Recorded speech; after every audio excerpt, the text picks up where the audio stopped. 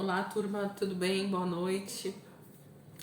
Vamos lá para mais um dia, né, da nossa leitura, para mais um tempo aqui com a palavra. Vamos orar, entregar esse momento para o Senhor e então nós vamos fazer nossa leitura de hoje, continuando aqui dentro do livro de Atos. Pai, nós queremos te agradecer por esse dia, por esse momento, por esse início de semana, Pai, praticamente a última semana aí do mês de novembro. Nós já estamos chegando no finalzinho, Pai, do mês de novembro.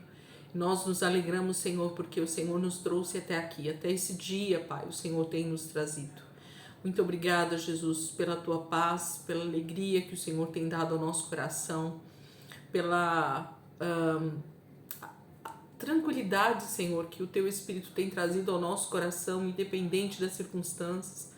Queremos aprender, Senhor, cada dia mais com o Senhor, dentro da tua palavra, o caminho perfeito diante do Senhor, a vontade perfeita do Senhor. Ela é boa, ela é agradável, e é por isso que nós desejamos, sim, Senhor, te conhecer ao Senhor e prosseguir em te conhecer. Obrigada, Jesus, pelos meus irmãos que vieram até esse momento comigo, para aqueles que têm perseverado nessa leitura, Senhor, que a gente sabe que não é fácil o nosso dia a dia.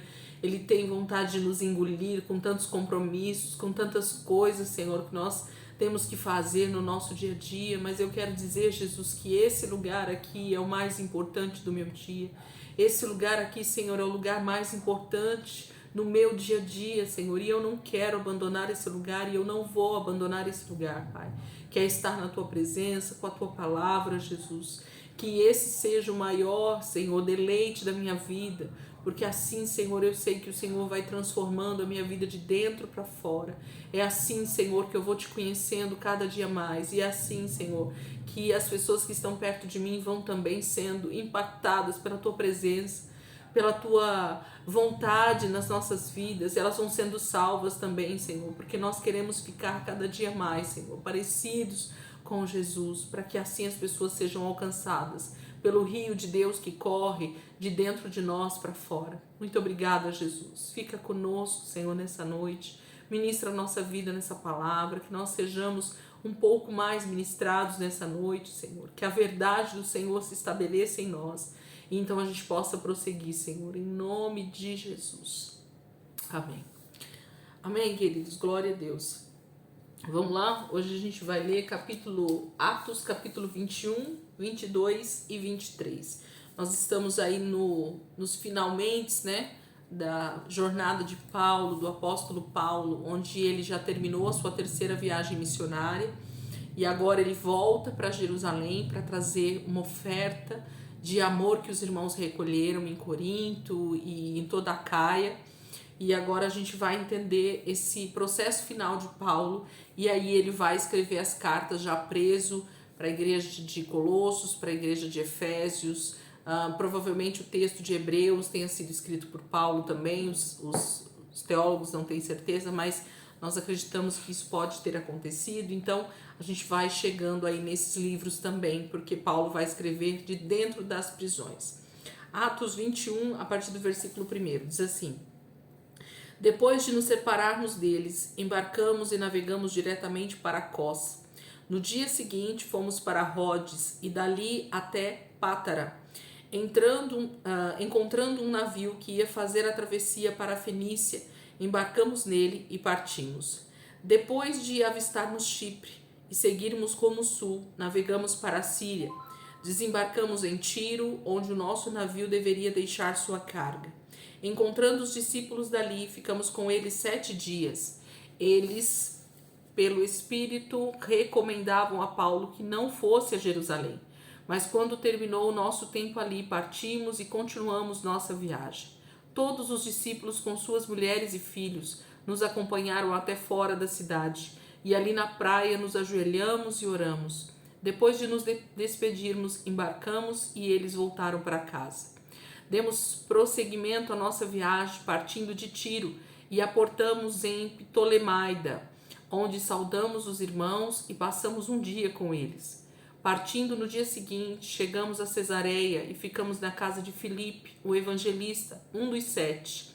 Ele tinha 4 filhas virgens que profetizavam. Depois de passarmos ali vários dias, desceu da Judéia um profeta chamado Ágabo. Vindo ao nosso encontro, tomou o cinto de Paulo e, amarrando-o às suas próprias mãos e pés, disse: Assim diz o Espírito Santo: desta maneira, os judeus amarrarão o dono deste cinto em Jerusalém e o entregarão aos gentios. Quando ouvimos isso, nós e o povo dali rogamos a Paulo que não subisse para Jerusalém. Então Paulo respondeu: Por que vocês estão chorando e partindo o meu coração? Estou pronto não apenas para ser amarrado, mas também para morrer em Jerusalém pelo nome do Senhor Jesus. Como não pudemos dissuadi-lo, desistimos e dissemos: Seja feita a vontade do Senhor. Depois disso, preparamo-nos e subimos para Jerusalém. Alguns dos discípulos de Cesareia nos acompanharam e nos levaram à casa de Minasson, onde devíamos ficar. Ele era natural de Chipre e um dos primeiros discípulos. Quando chegamos a Jerusalém, os irmãos nos receberam com alegria. No dia seguinte, Paulo foi conosco encontrar-se com Tiago e todos os presbíteros estavam presentes. Paulo os saudou e relatou minuciosamente o que Deus havia feito entre os gentios por meio do seu ministério. Ouvindo isso, eles louvaram a Deus e disseram a Paulo: Veja, irmão, quantos milhares de judeus creram, e todos eles são zelosos da lei. Eles foram informados de que você ensina todos os judeus que vivem entre os gentios a se afastarem de Moisés, dizendo-lhes que não circuncidem seus filhos, nem vivam de acordo com os nossos costumes. Que faremos?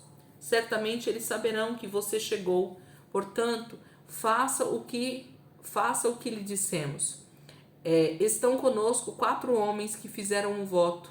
Participe com esses homens dos rituais de purificação e pague as despesas deles para que rapem a cabeça. Assim, todos saberão que não é verdade o que falam de você, mas que você continua vivendo em obediência à lei. Quanto aos gentios convertidos, já lhes escrevemos a nossa decisão de que eles devem abster-se de comida sacrificada aos ídolos, do sangue, da carne de animais estrangulados e da imoralidade sexual.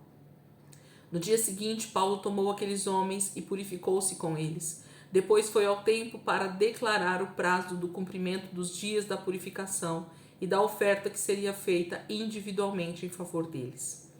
Vamos continuar? Na verdade, assim, Atos 21 fala dessa jornada, né, que Paulo inicia ali saindo da região onde ele estava, em direção a Jerusalém, e ele passa por várias cidades onde os irmãos os encontram, eles oram junto, alguns tentam impedir que Paulo vá para Jerusalém porque ele sabe que as coisas lá não estão muito boas.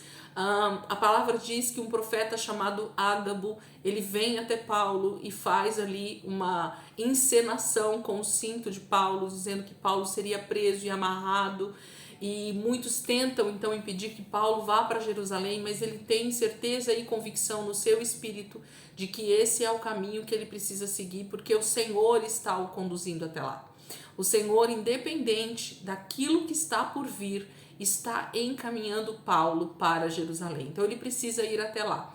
E quando ele chega, ele é recebido pelos irmãos ali em Jerusalém, muitos presbíteros da igreja, mais alguns judeus, chegam até Paulo e dizem: olha, nós estamos sabendo que você tem pregado o evangelho, os gentios têm aceito, só que os boatos que chegam para nós é que você tem ensinado os judeus a não permanecer nas leis de Moisés. E por causa disso, nós tememos que você tenha problemas aqui em Jerusalém, porque os judeus convertidos, que são muitos, eles estão querendo te prender, eles estão querendo te matar por causa disso. Porque os ensinos que você tem trazido é contra a lei de Moisés, é contra a tradição do nosso povo. E o cristianismo não é isso. O cristianismo para os judeus continua sendo o seguimento da lei, as questões que Deus deixou para nós na lei de Moisés, porém nós vivemos sim esse novo caminho. Então, esse é o resumo do que nós estamos lendo até agora. E Paulo então é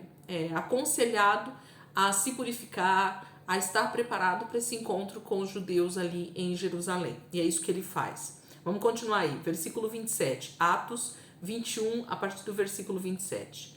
Quando já estavam para terminar os 7 dias, alguns judeus da província da Ásia Vendo Paulo no templo, agitaram toda a multidão e o agarraram, gritando: Israelitas, ajudem-nos! Este é o homem que ensina a todos em toda parte contra o nosso povo, contra a nossa lei e contra este lugar. Além disso, ele fez entrar gregos no templo e profanou este santo lugar. Anteriormente, eles haviam visto o efésio Trófimo na cidade com Paulo e julgaram que Paulo tinha introduzido no templo. Toda a cidade ficou alvoroçada e juntou-se uma multidão. Agarrando Paulo, arrastaram-no para fora do templo e imediatamente as portas foram fechadas. Tentando eles matá-lo, chegaram notícias ao comandante das tropas romanas de que toda a cidade de Jerusalém estava em tumulto.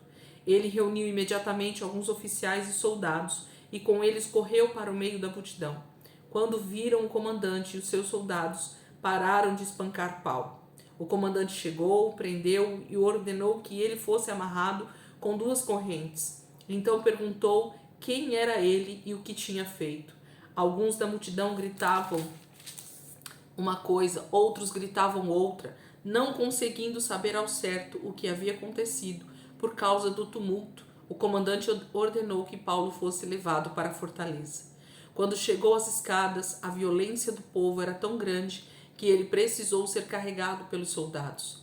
A multidão que o seguia continuava gritando: acaba com ele!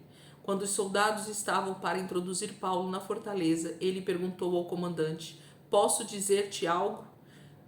Você fala grego? Perguntou ele. Não é você o egípcio que iniciou uma revolta e há algum tempo levou 4.000 assassinos para o deserto? E Paulo respondeu: sou judeu, cidadão de Tarso, cidade importante da Cilícia. Permite-me falar ao povo.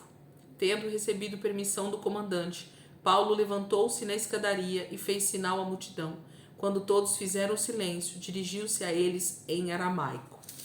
O que acontece aqui no finalzinho do capítulo 21 e nós já vamos entrar no 22? Paulo é simplesmente linchado nesse momento pelos judeus e pela multidão ali em Jerusalém.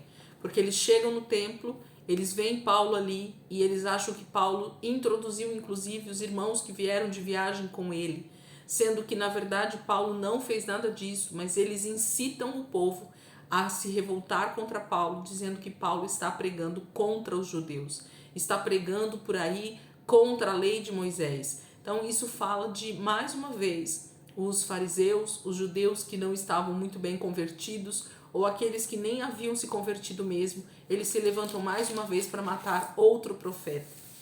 Quando a palavra diz que Israel matou os seus profetas, é por causa disso. A religião falava mais alto do que o cristianismo. A religião falava mais alto do que a verdade de Deus. A religião falava mais alto do que aquilo que realmente tinha acontecido. Eles não pararam momento nenhum para interrogar Paulo, para perguntar o que estava acontecendo ou para simplesmente sentar e dialogar. Eles simplesmente tomavam a decisão, alvoroçavam o povo e as coisas aconteciam. Isso foi em diversas situações onde muitos profetas, onde muitas pessoas foram mortas injustamente, em prol inclusive do próprio evangelho. Então Paulo ele é espancado e graças a Deus pelos soldados romanos que chegam naquele momento do linchamento e conseguem tirar Paulo daquela multidão, prendendo ele para saber o que tinha acontecido, porque Paulo não consegue nem falar, a multidão está extremamente alvoroçada e cada um fala uma coisa, e então os soldados, sem saber o que está acontecendo, eles simplesmente tiram Paulo dali e levam ele preso para a fortaleza. Mas a palavra está dizendo aqui no finalzinho do 21 que Paulo está subindo a escadaria, não consegue subir sozinho, os soldados precisam carregar Paulo, e subindo as escadas ele pede então a palavra, ele pede para falar ao povo, ele aproveita que ele está num alto lugar, como se fosse um palanque, ele está numa escadaria de uma grande fortaleza ali, romana, e então ele pede a palavra, e o soldado permite, e agora Paulo começa a falar não mais em grego, não mais em hebraico, mas em aramaico, que era o que, gente? Era a língua que os judeus conheciam naquele momento. Era a língua falada entre os judeus no mundo grego. Então, eles não falavam o hebraico no seu dia a dia. Somente as pessoas que estudavam a Torá, somente as pessoas que eram os estudiosos daquela época, conheciam o hebraico de origem. O que os judeus falavam naquele momento era o chamado aramaico, que era uma língua hebraica um pouco mais popular, que a gente pode dizer para a gente entender. Era o hebraico popular, era como se fosse um hebraico mais facilitado para o povo que tinha vindo do exílio, né? Aí a gente está falando do Velho Testamento, essa galera que sai do exílio sai já falando aramaico e não o hebraico original, ok? Então vamos ver o que Paulo diz aqui no capítulo 22. Para mim esse capítulo 22 ele é extremamente forte, contundente, porque Paulo está falando com os judeus nesse momento. Atos 22, versículo 1. Vou até beber uma água aqui que eu não quero parar. Irmãos e pais, ouçam agora a minha defesa. Quando ouviram que lhes falava em aramaico, ficaram em absoluto silêncio. Então Paulo disse: sou judeu, nascido em Tarso da Cilícia, mas criado nesta cidade. Fui instruído rigorosamente por Gamaliel na lei de nossos antepassados, sendo tão zeloso por Deus quanto qualquer de vocês hoje. Persegui os seguidores deste caminho até a morte, prendendo tanto homens como mulheres e lançando-os na prisão, como podem testemunhar o sumo sacerdote e todo o sinédrio. Deles cheguei a obter cartas para seus irmãos em Damasco e fui até lá, a fim de trazer essas pessoas a Jerusalém como prisioneiras para serem punidas. Por volta do meio-dia, eu me aproximava de Damasco, quando de repente uma forte luz vinda do céu brilhou ao meu redor. Caí por terra e ouvi uma voz que me dizia: Saulo, Saulo, por que você está me perseguindo? Então perguntei: quem és tu, Senhor? E ele respondeu: eu sou Jesus, o Nazareno, a quem você persegue. Os que me acompanhavam viram a luz, mas não entenderam a voz daquele que falava comigo. Assim perguntei: que devo fazer, Senhor? E disse o Senhor: levanta-te, entra em Damasco, onde lhe será dito o que você deve fazer. Os que estavam comigo me levaram pela mão até Damasco, porque o resplendor da luz me deixara cego. Um homem chamado Ananias, piedoso segundo a lei e muito respeitado por todos os judeus que ali viviam, veio ver-me e, pondo-se junto a mim, disse: Irmão Saulo, recupere a visão. Naquele mesmo instante pude vê-lo. Então ele disse: o Deus dos nossos antepassados o escolheu para conhecer a sua vontade, ver o justo e ouvir as palavras de sua boca. Você será testemunha dele a todos os homens, daquilo que viu e ouviu. E agora, que está esperando? Levante-se, seja batizado e lave os seus pecados, invocando o nome dele. Quando voltei a Jerusalém, estando eu a orar no templo, caí em êxtase e vi o Senhor que me dizia: depressa, saia de Jerusalém imediatamente, pois não aceitarão o seu testemunho a meu respeito. E eu respondi: Senhor, estes homens sabem que eu ia de uma sinagoga a outra, a fim de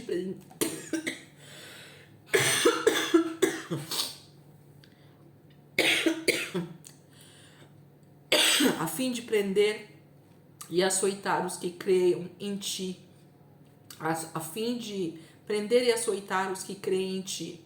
E quando foi derramado o sangue de tua testemunha, Estevão, eu estava lá, dando minha aprovação e cuidando das roupas dos que o matavam.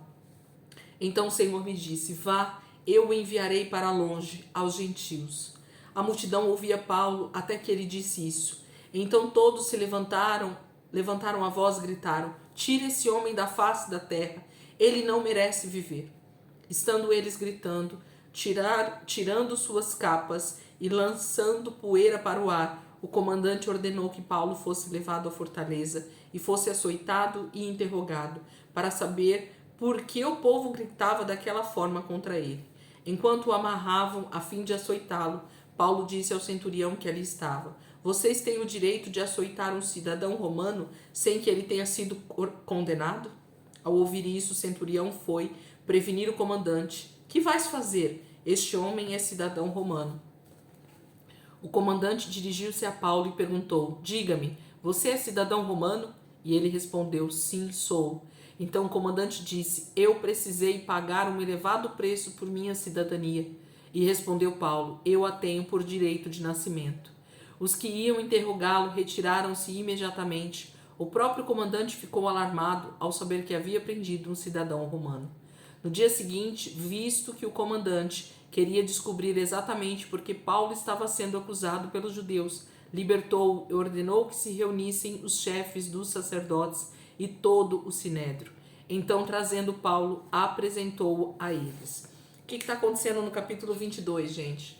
Esse grande discurso de Paulo, que acontece aqui nesse momento, Paulo dando testemunho dele mesmo, do que tinha acontecido até aquele momento, do que ele tinha feito, por que ele tinha feito tudo o que ele tinha feito, do encontro que ele teve com o Senhor indo para Damasco, do quanto ele já tinha sido perseguidor da igreja, do caminho, como ele fala aqui, e os judeus então não aceitam quando ele diz que o Senhor o chamou para levar o evangelho aos gentios. Era uma afronta para os judeus essa questão de que os gentios teriam direito à herança de Deus, à herança de Abraão, né? Eles não aceitavam isso.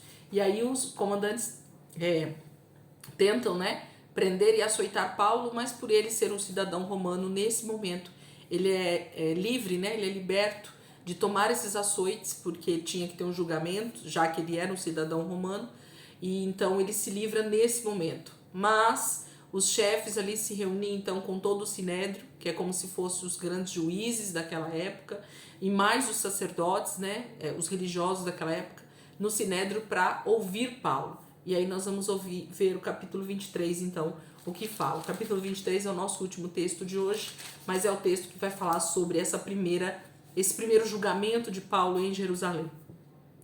Diz assim, Atos 23:1. Paulo, fixando os olhos no sinédrio, disse: Meus irmãos, tenho cumprido o meu dever para com Deus com toda boa consciência até o dia de hoje. Diante disso, o sumo sacerdote Ananias deu ordens aos que estavam perto de Paulo para que lhe batessem na boca.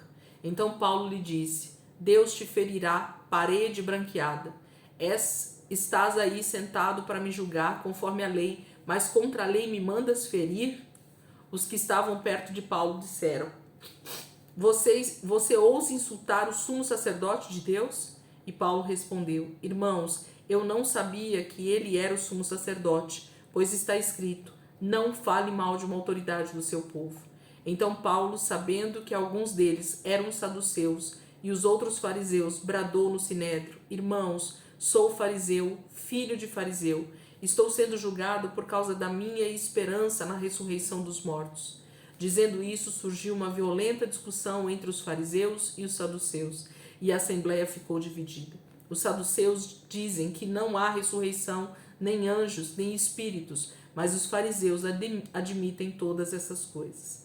Houve um grande alvoroço, e alguns dos mestres da lei, que eram fariseus, se levantaram e começaram a discutir intensamente, dizendo: Não encontramos nada de errado neste homem. Quem sabe se algum espírito ou anjo falou com ele?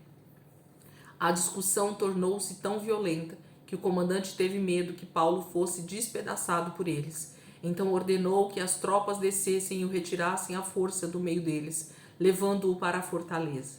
Na noite seguinte, o Senhor, pondo-se ao lado dele, disse: Coragem, assim como você testemunhou a meu respeito em Jerusalém, deverá testemunhar também em Roma. Na manhã seguinte, os judeus tramaram uma conspiração e juraram solenemente que não comeriam nem beberiam enquanto não matassem Paulo.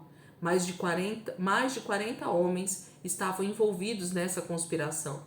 E dirigindo-se aos chefes dos sacerdotes e aos líderes dos judeus, disseram: Juramos solenemente, sob maldição, que não comeremos nada enquanto não matarmos Paulo.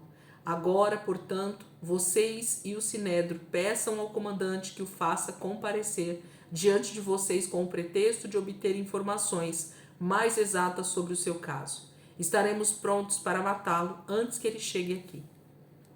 Entretanto, o sobrinho de Paulo, filho de sua irmã, teve conhecimento dessa conspiração, foi à fortaleza e contou tudo a Paulo, que, chamando um dos centuriões, disse: Leve este rapaz ao comandante, ele tem algo para lhe dizer. Assim ele o levou ao comandante. Então disse o centurião: Paulo, o prisioneiro, chamou-me, pediu-me que te trouxesse este rapaz, pois ele tem algo para te falar. O comandante tomou o rapaz pela mão, levou-o à parte e perguntou: O que você tem para me dizer? E ele respondeu: os judeus planejaram pedir-te que apresentes Paulo ao sinédrio amanhã, sob pretexto de buscar informações mais exatas a respeito dele. Não te deixes convencer, pois mais de 40 deles estão preparando uma emboscada contra Paulo. Eles juraram solenemente não comer nem beber enquanto não o matarem. Estão preparados agora, esperando que prometas atender-lhes o pedido. O comandante despediu o rapaz e recomendou-lhe: não diga a ninguém que você me contou isso. Então, o início aqui do capítulo 23 fala, mais uma vez, dessa conspiração entre os judeus, entre os fariseus e saduceus, os religiosos daquela época, para matar Paulo, gente. A fúria era tão grande para matar Paulo que eles, então, fazem um jejum, né? Um ajuntamento entre eles, e eles jejuam dizendo: nós não comeremos nada até termos matado esse homem. O mundo judaico estava tão afrontado pelo cristianismo nesse momento, eles achavam que realmente os cristãos eram uma verdadeira afronta ao judaísmo, que eles estavam distorcendo toda a lei de Moisés, toda a tradição, que era uma heresia, tudo aquilo que Paulo e os discípulos de Jesus estavam pregando ao redor do mundo do Império Romano. Esse era o contexto que eles estavam vendo e vivendo nesse momento. E Jerusalém, mais uma vez, estava totalmente contra tudo isso que estava acontecendo. Por quê? Porque eles achavam tudo muito simples, tudo muito maravilhoso, servir a um Deus que leva os nossos pecados e que eu não preciso mais de toda essa tradição, que eu não preciso de mais todos esses rudimentos da lei. E para eles, para os judeus, para os fariseus, para os saduceus, tudo isso era uma verdadeira afronta. Tamanha era a maneira, né, do nosso adversário trabalhar na mente e nos corações desses religiosos. Vamos continuar aqui para a gente ver o que vai acontecer então. E esse menino, esse sobrinho, né, livra Paulo de ser morto nessa emboscada que eles estavam preparando. Atos 23 até o final. Então ele chamou 2 de seus centuriões e ordenou-lhes: preparem um destacamento de 200 soldados, 70 cavaleiros e 200 lanceiros, a fim de irem para Cesareia esta noite, às 9 horas. Providenciem montarias para Paulo e levem-no em segurança ao governador Félix. O comandante escreveu uma carta nestes termos: Cláudio Lícias, excelentíssimo governador Félix, saudações. Este homem foi preso pelos judeus que estavam prestes a matá-lo quando eu, chegando com minhas tropas, o resgatei, pois soube que ele é cidadão romano. Querendo saber por que o estavam acusando, levei-o ao sinédrio deles. Descobri que ele estava sendo acusado em questões acerca da lei deles, mas não havia contra ele nenhuma acusação que merecesse morte ou prisão. Quando fui informado que ele estava sendo preparada uma cilada contra ele, enviei-o imediatamente a Vossa Excelência. Também ordenei que os seus acusadores apresentassem a Vossa Excelência aquilo que tem contra ele. Os soldados, cumprindo seu dever, levaram Paulo durante a noite e chegaram a Antípatride. Nossa, que difícil. Antípatride. No dia seguinte, deixaram a cavalaria prosseguir com ele e voltaram para a fortaleza. Quando a cavalaria chegou a Cesareia, deu a carta ao governador e lhe entregou Paulo. O governador leu a carta e perguntou de que província era ele. Informando de que era da Cilícia, disse: ouvirei seu caso quando os seus acusadores chegarem aqui. Então ordenou que Paulo fosse mantido sob custódia no palácio de Herodes.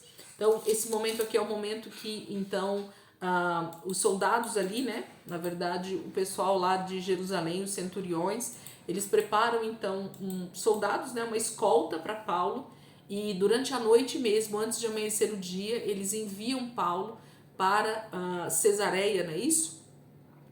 Para que ele fosse guardado ali pelo governador Félix, numa fortaleza, numa prisão ali, até que tudo se resolvesse com os judeus, porque os centuriões, os soldados ali, não viram nenhum tipo de culpa em Paulo para ele ser morto ou preso. Então precisava de um julgamento, precisava de esclarecimentos. e então Deus, através dos próprios romanos, dos próprios soldados, e como Deus tinha o propósito de que Paulo chegasse até Roma para ir dando testemunho da própria palavra às autoridades daquela época.